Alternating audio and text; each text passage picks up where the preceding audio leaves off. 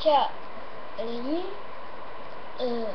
takový informačka, menší, je to krátký díl, nebo natáčím takovou přírodu, tak to je taky jenom taková sranda, někdy vám ukážu nějaký tanec random, to budou prostě speciální, a tady ještě nejsou tak dlouho, takže nevím, pojď do Prahy, děláme nějaké fotky z Prahy.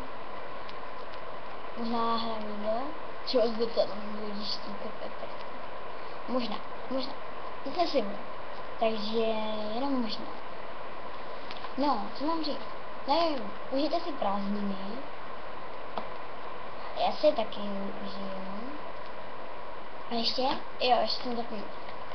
Půjdem na hody, do začít, tam uděláme možná taky s bráchou fotky.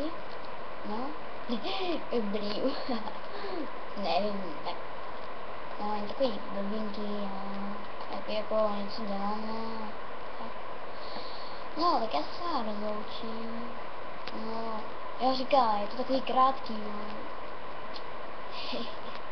Tak čau. Mějte se a užijte si prázdniny. No, ještě nejsou, ale za chvíli budou. Tak zdar.